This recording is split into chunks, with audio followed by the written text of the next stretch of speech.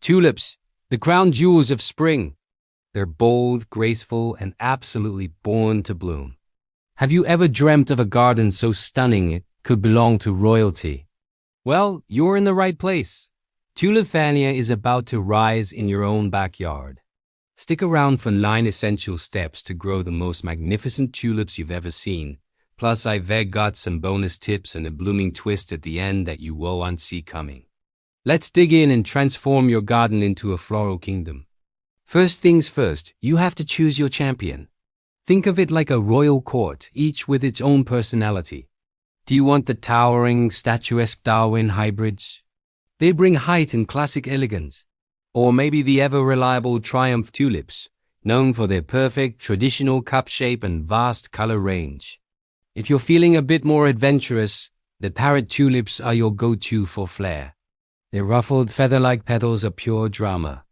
And for an opulent, peony-like display, the double early tulips are simply breathtaking. Seriously, choose wisely. Your spring photos depend on it. Each variety has its moment to shine, so consider mixing them up for a longer blooming season. Once you've chosen your varieties, it's time to select the perfect bulbs. This is a crucial step. You want to pick bulbs that are firm, plump, and free from any mold, soft spots, or blemishes. A good rule of thumb is that bigger bulbs generally produce bigger, more impressive blooms. Think of it as picking the healthiest, most promising royal heirs. Gently squeeze them. They should feel solid, like a garlic clove. Avoid anything that feels squishy, lightweight, or has a musty smell. Remember, no squish, no stink. You're looking for pure, unadulterated bloom potential packed into that little brown package. Now, let's prepare the royal bed. Tulips are a bit particular about their living conditions. They absolutely demand well-drained soil. If their roots sit in water, they'll rot, and your tulip dreams will turn into a swampy nightmare. The ideal soil pH is somewhere between 6.0 and 7.0, which is slightly acidic to neutral. To prepare your garden bed, loosen the soil to a depth of about 12 inches. This gives the roots plenty of room to grow. Mix in some compost or other organic matter to enrich the soil and improve its texture. Then do a quick drainage test. Dig a hole, fill it with water, and see how quickly it drains. If it's gone in a few hours, you're golden. Remember, good drainage is royalty's best friend. All right, it's planting time. This is where the magic really begins. The best time to plant tulip bulbs is in the fall, about 6 to 8 weeks before a hard, ground-freezing frost is expected. This gives them enough time to establish roots before winter. You'll want to plant them about 6 to 8 inches deep, measuring from the base of the bulb. A simple trick is to plant them 3 times as deep as the bulb is tall. Always plant them with the pointy side up. That's where the shoot will emerge. Space your bulbs about 4 to 6 inches apart to give them room to grow without being overcrowded. You can plant in neat rows for a formal look or in clusters for a more natural, abundant feel. Plant them deep. These future queens like their privacy before their grand debut. With your bulbs tucked in, let's talk about water in winter. After planting, give the area a thorough watering. This helps settle the soil around the bulbs and encourage root growth.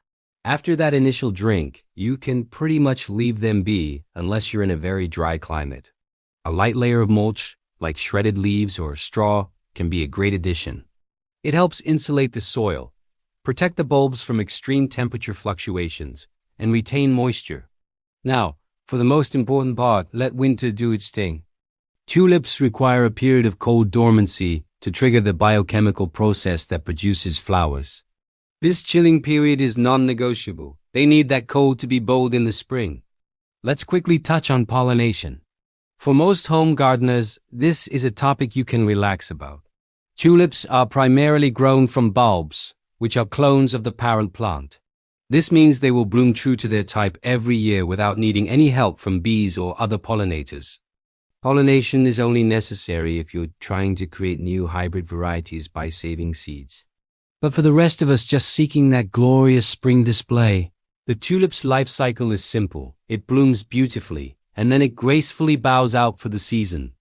There's no pollinator drama here, just pure, unadulterated seasonal sparkle. Now, how do you feed your floral royalty? Fertilizing gives your tulips the energy they need to produce those spectacular blooms. The best time to fertilize is at planting. Use a balanced, slow-release fertilizer specifically formulated for bulbs. You can mix it into the soil at the bottom of the planting hole. Then, in the spring, once the first green shoots emerge from the ground, you can apply another light dose of that same bulb fertilizer. One key tip: avoid using high nitrogen fertilizers. Too much nitrogen will encourage lots of leafy green growth at the expense of the flowers, and we're here for the blooms, right? Feed the roots and the bloom will surely follow.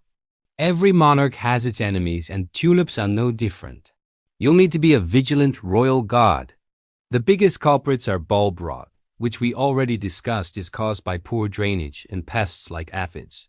Aphids can be washed off with a steady stream of water. But the most notorious thieves of all are squirrels, chipmunks, and deer, who find tulip bulbs and new shoots to be a delicious snack. To protect your bulbs, you can lay down wire mesh or chicken wire over the planting area before you mulch. This creates a barrier they can't dig through. Remember, your precious tulips will attract trouble. You have to guard the crown jewels of your garden. The show is over, but the work isn't quite done. Post-bloom care is essential if you want your tulips to return next year. Once the flower has faded, deadhead by snipping off the spent bloom and flower stalk. This prevents the plant from wasting energy trying to produce seeds. However, and this is critical, do not cut the leaves. Leave the foliage in place until it turns completely yellow and withers on its own. The leaves are like solar panels, soaking up sunlight and creating food that gets stored in the bulb for next year's bloom. It's a recharging process. So, let the leaves linger. Even royalty needs its rest to prepare for the next grand entrance. Ready for some bonus tips to take your tulip game to the next level? First, try lasagna planting. This is where you layer different types of bulbs in a pot or garden bed. Plant your late-blooming tulips deep, your mid-season ones above them, and early-blooming bulbs like crocuses or grape hyacinths near the top. This creates waves of continuous bloom all spring long. Also, don't be afraid to mix colors for incredible garden drama. Pair deep purples with bright yellows or soft pinks with creamy whites. And finally, let's officially meet Tuliphania. Give your garden a centerpiece, a monarch. Find a beautiful pot, paint it a royal color, and plant your most spectacular tulip in it. Every garden deserves a blooming monarch. And there you have it. 9 steps to a garden bursting with color and life. From choosing your variety to caring for them after they bloom, you now have the blueprint to create a spectacular display. So go on, grow bold, grow graceful, grow tulips like royalty. They truly are the garden's springtime crown. If you enjoyed this guide and feel inspired to plant your own royal court of tulips, please give this video a thumbs up and subscribe for more gardening tips and tricks. I'd love to know, what's your absolute favorite tulip color? Drop it in the comments below. Thanks for watching.